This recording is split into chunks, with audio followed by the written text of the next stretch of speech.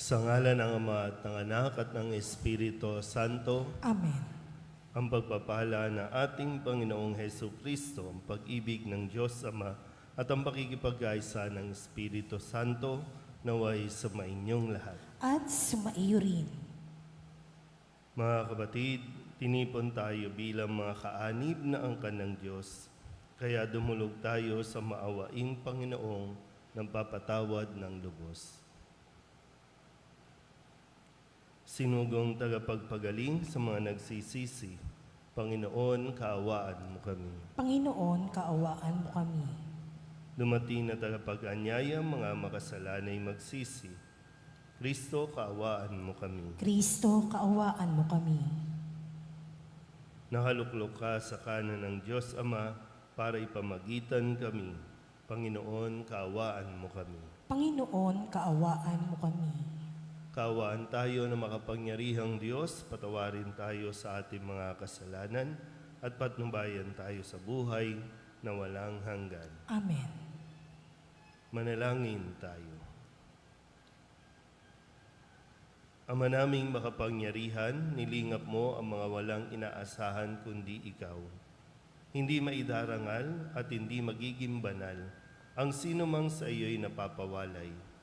Dagdagan mo ang iyong kagandahang loob sa amin upang sa iyong pamumuno at pangangasiwang magiliw, mapakinabangan namin ang mga biyaya mo sa lupa bilang pagkakamit na namin sa makalangit mong pagpapala sa pamamagitan ni Jesucristo kasama ng Espiritu Santo magpasawalang hanggan. Amen. Magsiupo po lahat.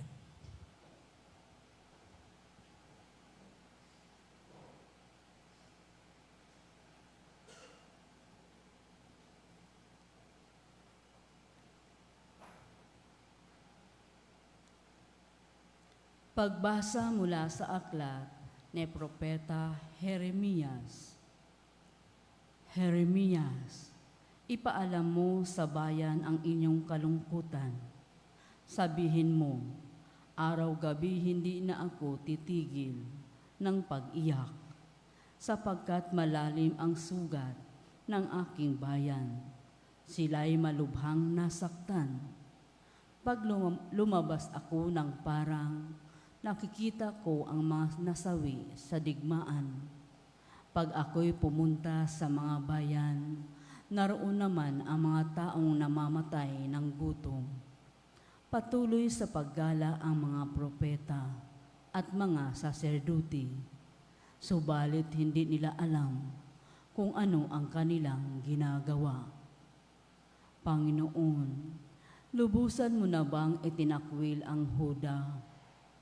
Napuot ka ba sa mga taga-Siyun? Bakit ganito? Kalubha ang parusa sa amin. Ano pat wala na kaming pag-asang gumaling. Ang hanap namin kapayapaan, ngunit nabigo kami. Inasam naming gumaling, ngunit katatakutan ang dumating. Panginoon, kinikilala namin ang aming kasamaan at ang pagtataksil ng aming mga magulang. Kaming lahat ay nagkasala sa iyo. Huwag mo kaming itakwil, alang-alang sa iyong pangalan. Huwag mong itulog na mapahiya ang Jerusalem, ang kinalalagyan ng marangal mong luklukan. Alalahanin mo ang iyong tipan. Huwag mo sana itong sirain. Hindi makakagawa ng ulan ang mga Diyos-diyusan ng alinmang bansa. Hindi makapagpapaambon man lamang ang sinuman sa kanila. Panginoon, nasa iyo ang aming pag-asa, sapagkat ikaw lamang ang makagagawa ng mga bagay na ito. Ang salita ng Diyos. Salamat sa Diyos. Saan mong tugunan ang ating pong itutugon? Dahil sa ngalan mo poon, iligtas mo kami ngayon. Ulitin po natin. Dahil sa ngalan mo poon, iligtas mo kami ngayon. Huwag mong parusahan kaming mga anak sa pagkakasala ng aming magulang. Ikaw ay mahabag sa mga lingkod mong pag-asa'y pumanaw. Tugon. Dahil sa ngalan mo poon, iligtas mo kami ngayon. Mahabag ka sana, kami ay tulungan. Panginoong Diyos na tagapagligtas, dahil sa ngalan mo, kami nagkasalay, patawaring ganap, at ang pagpupuri sa iyo ng madlay, hindi maglilingat. Tugon. Dahil sa ngalan mo poon, iligtas mo kami ngayon. Iyong kahabagan ang mga bilanggong kanilang hinuling. Dinggin mo ang daing sa taglay mong lakas. Iligtas mo silang takdang papatayin. Kaming iyong lingkod, lingkod mo kami parang mga tupa sa iyong pastulan. Magpupuring lagi, magpapasalamat sa iyong pangalan. Tugon. Dahil sa ngalan mo poon, iligtas mo kami ngayon. Magsitayo po lahat.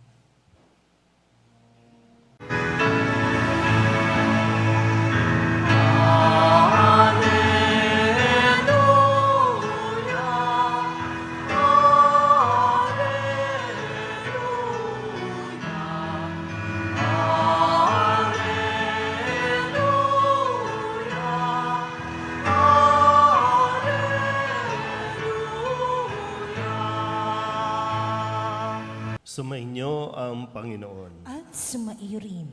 Ang mabuting balita ng Panginoon ayon kay San Mateo. Papuri sa iyo, Panginoon.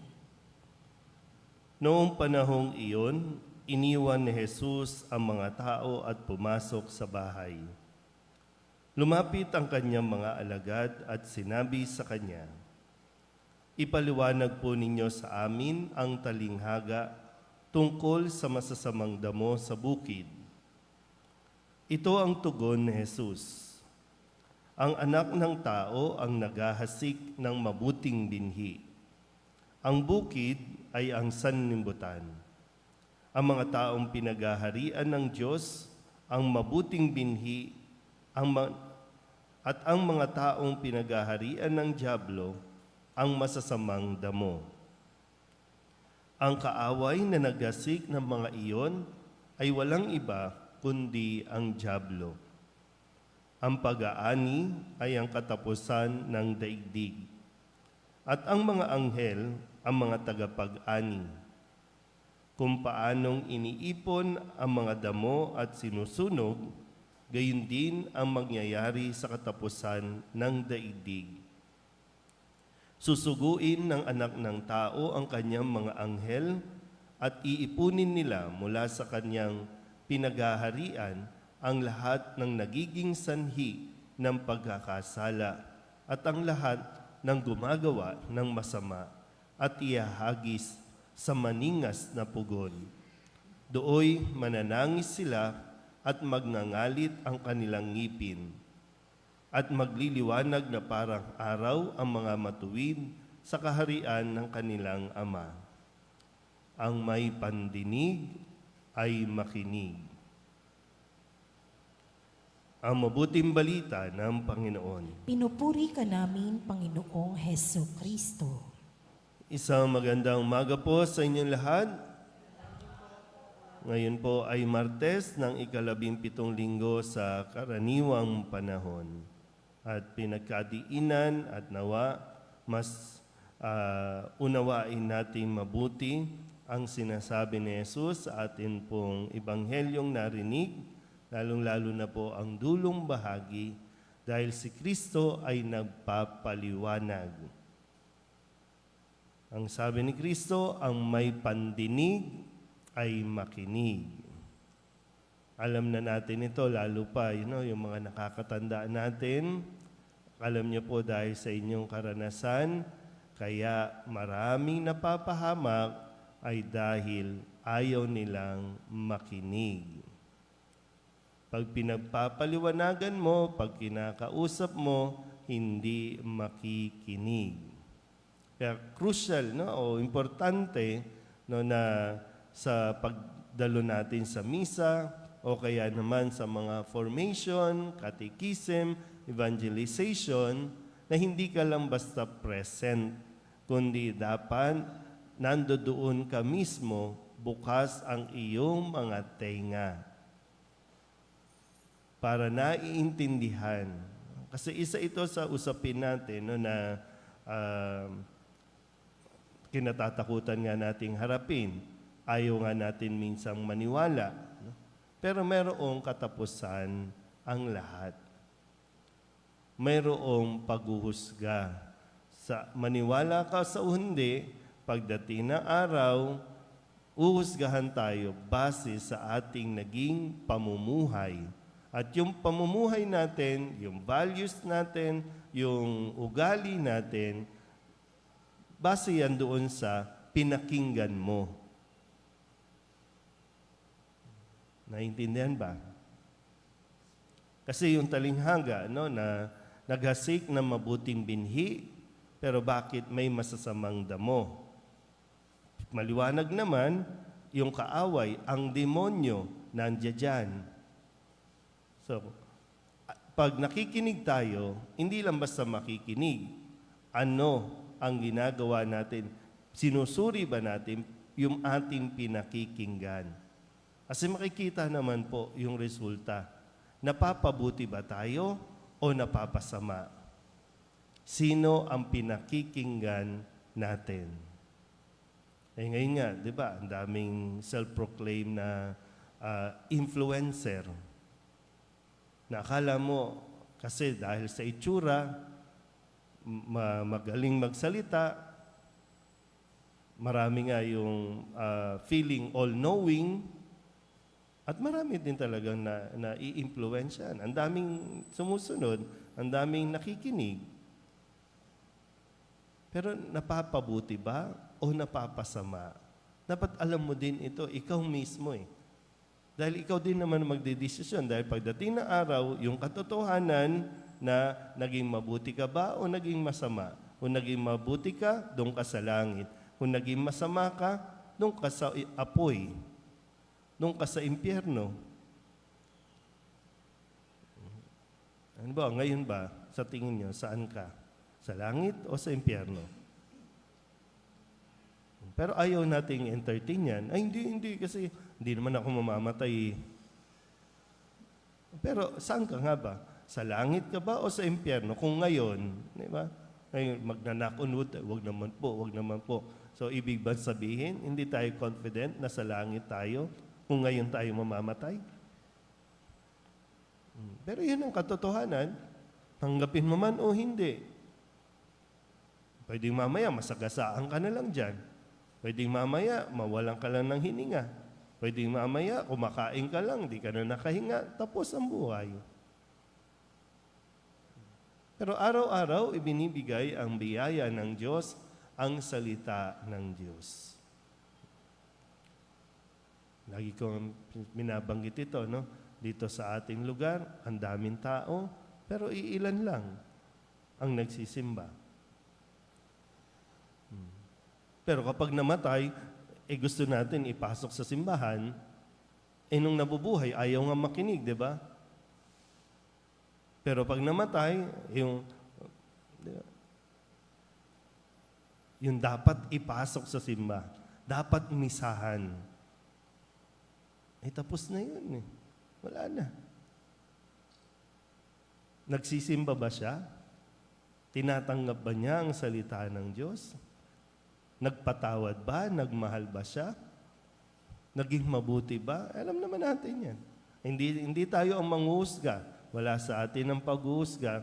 Pero ang Diyos, ang anak ng tao, ang huhusga.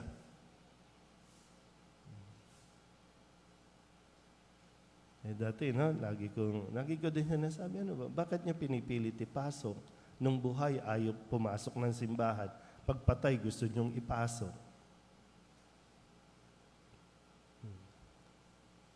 So, mayroon talagang yung tinatabing wakas ng panahon. Mayroon. At kung hindi ka pa natatauhan, meron tayong mga nakasamang, mga naging kaibigan, kapamilya, wala na. Kasi namatay na. Natapos na ang buhay nila. Haharap na yon o humarap ngayon sa Diyos? Wala lang makapagsabi, nasa langit ba o nasa impyerno? Pero yun yung kalalagyan natin pagdating ng araw. So isipin mo na rin yan ngayon at hindi naman ito basta pananakot, kundi paalala ito na araw-araw suriin natin ang ating buhay. Amen?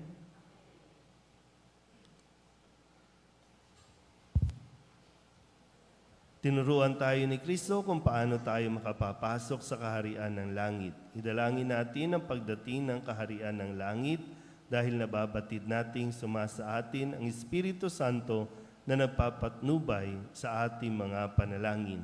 Ang ating pong itutugon, Panginoon, dinggin mo ang aming panalangin. Panginoon, dinggin mo ang aming panalangin.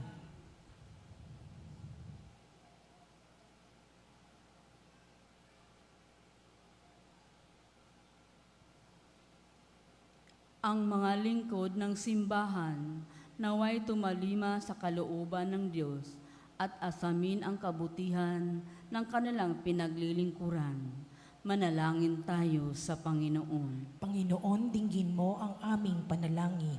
Ang mga pinagkatiwalaang magdulot ng katarungan at maisakatuparan ang mga batas naway tumingin kay Kristo bilang bukal ng karunungan.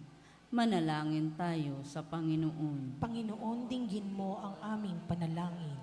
Tayo naway maghintay sa panahon ng pag-aani ng Diyos at huwag tayong maghusga ng ating kapwa. Manalangin tayo sa Panginoon. Panginoon, dinggin mo ang aming panalangin.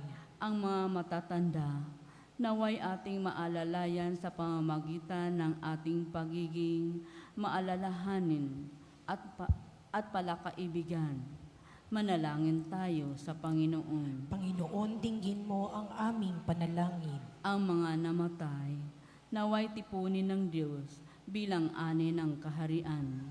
Manalangin tayo sa Panginoon. Panginoon, dinggin mo ang aming panalangin. Upang mamayani ang kapayapaan ng Spring sa Holy Land at sa buong mundo at ipag-adya nawa ang sangkatauhan sa karahasan, kasakiman at pang-aabuso ng kapangyarihan na nagdudulot ng paghihirap at kamatayan sa marami.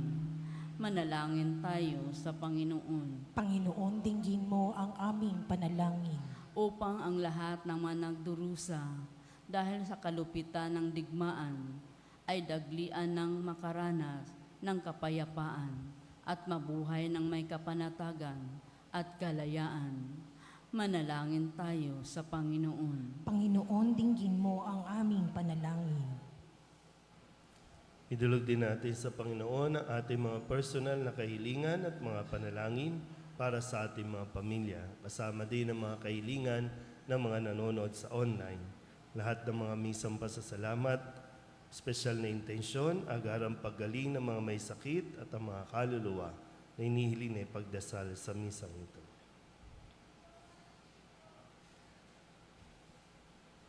Ang lahat ng ito inihiling namin sa ngalan ni Kristong aming Panginoon. Amen. Magsiupo po ang lahat.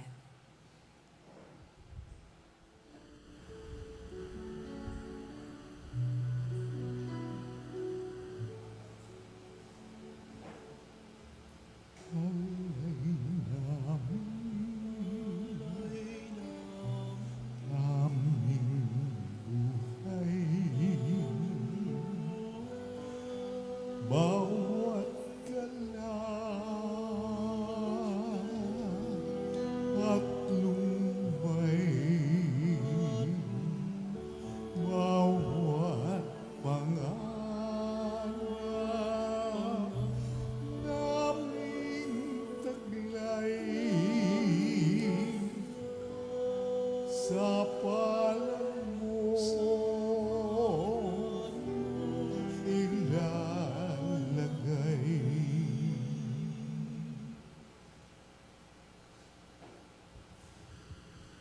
Manalangin kayo mga kapatid upang paghahain natin ang kalugdan ng Diyos Amang makapangyarihan. Tanggapin nawa ng Panginoon itong paghahain sa iyong mga kamay, sa kapurihan niya at karangalan sa ating kapakinabangan at sa buong sambayanan niyang banal. Ama naming lumikha, tanggapin mo ang mga alay na sa iyo na rin nagmula at ngayong aming inihahanda sa iyong dambana upang aming ginaganap na pagdiriwang ang iyong paglingap ay magtaguyod sa tanan at magpabanal sa aming pamumuhay sa kasalukuyan at mag-akay sa amin sa ligayang walang katapusan sa pamamagitan ni Jesucristo kasama ng Espiritu Santo magpasawalang hanggan. Amen. Sumainyo ang Panginoon. At sumaiyo rin. Itaas sa Diyos ang inyong puso at diwa. Itinaas na namin sa Panginoon. Pasalamatan natin ang Panginoong ating Diyos. Marapat na siya ay pasalamatan. Ama naming makapangyarihan, tunay ngang marapat na ikaw ay aming pasalamatan.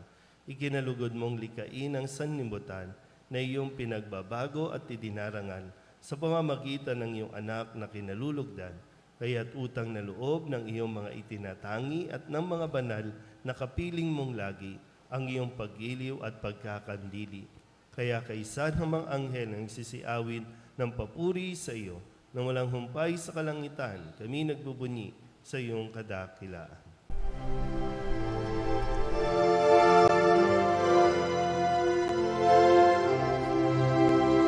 Santo, Santo, Santo, Panginoong Diyos makapangyarihan, napupuno ang langit at lupa ng kalwalhatian mo. Hosana sa kaitaasan, pinagpalang na paririto sa ngalan ng Panginoon. Hosana sa kaitaasan.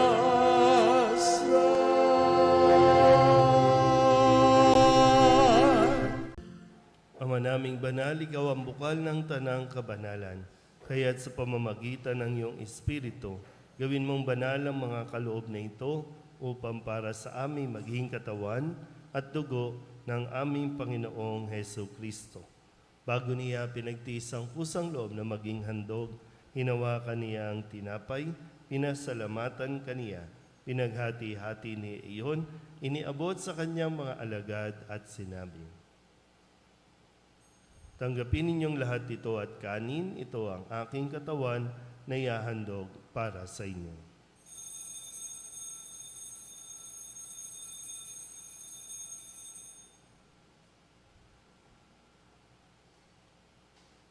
Gayun din naman nang matapos ang hapunan, hinawakan niya ang kalis, muli kaniyang pinasalamatan.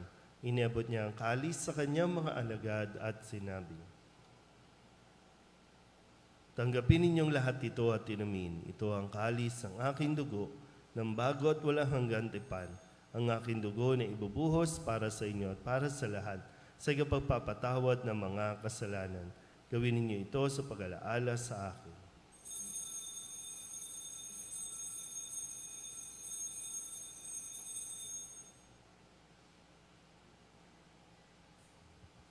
Ipagbunyi natin ang misteryo ng pananampalataya. Si Kristo'y namatay, si Kristo'y nabuhay, si Kristo'y babalik sa wakas ng panahon. Ama, ginagawa namin ngayon ang pag-alaala sa pagkamatay at muling pagkabuhay ng iyong anak. Kaya tiniaalay namin sa iyo ang tinapay na nagbibigay buhay at ang kalis na nagkakaloob ng kaligtasan. Kami napapasalamat dahil kami iyong minarapat na tumayo sa harap mo para maglingkod sa iyo. Isinasamo namin kami magsasalo-salo sa katawan at dugo ni Kristo ay mabuklod sa pagkakaisa sa pamamagitan ng Espiritu Santo. Ama, lingapin mo ang iyong simbahang laganap sa buong daigdig. Puspusin mo kami sa pag-ibig kay San Leon na aming Papa at ni Jose na aming Obispo at ng Tanang Kaparian. Alalahanin mo rin ang mga kapatid naming nahimlay na may pag-asang sila'y muling mabubuhay, gayon din ang lahat ng mga pumanaw. Kawaan mo sila at patuloyin sa iyong kaliwanagan. Kawaan mo at pagindapating kaming lahat na makasalo sa iyong buhay na walang wakas. Kaysa na mahal na Birhen Maria na ina ng Diyos, ng kabiyak ng puso niyang si San Jose. Kaysa ng mga apostol at ng lahat ng mga banal na namuhay dito sa daigdig ng kalugod-lugod sa iyo, may pagdiwang nawa namin ng papupuri sa ikararangal mo sa pamamagitan ng iyong anak na aming Panginoong Heso Kristo. Sa pamamagitan ni Kristo, kasama niya at sa Kanya, ang lahat ng parangal at papuri ay sa iyo, Diyos amang makapangyarihan, kasama ng Espiritu Santo, magpasawalang hanggan.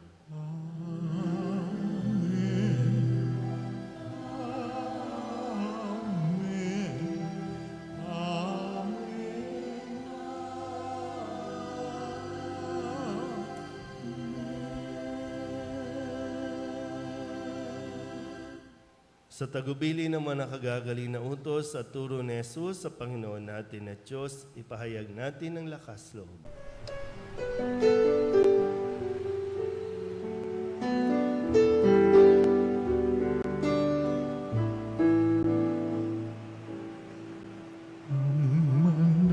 namin sumasalang ka, sambahin ang ngalan mo, mapasamin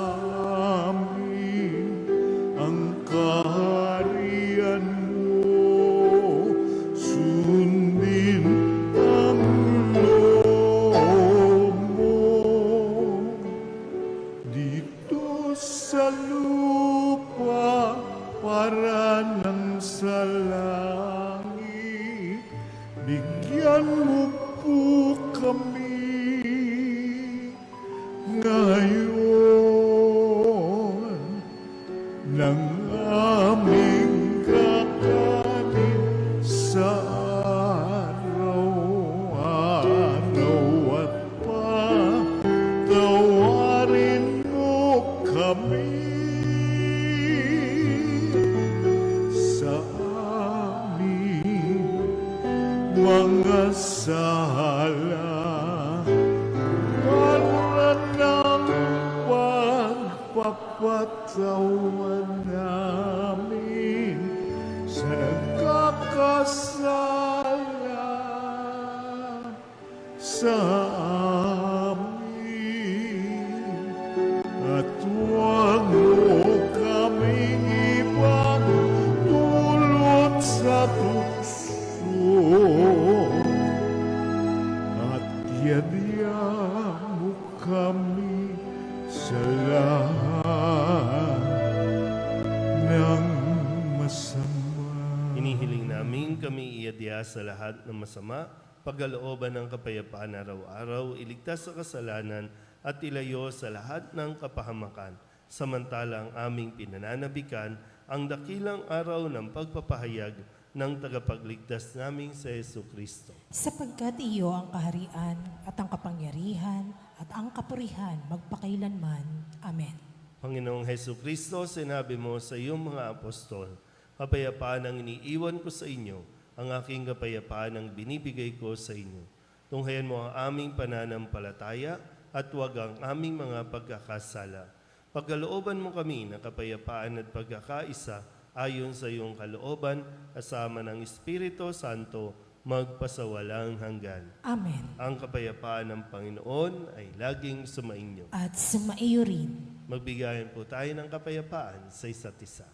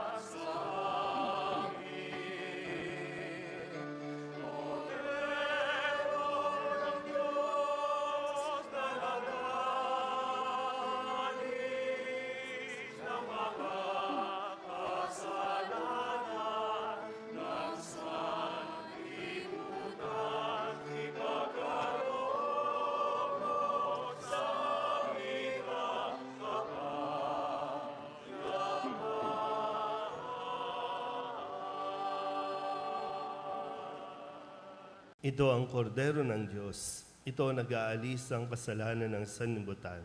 Mapalad ang mga inaanyayahan sa kanyang piging. Panginoon, hindi ako karapat-dapat na magpatuloy sa iyo, ngunit sa isang salita mo lamang ay gagaling na ako.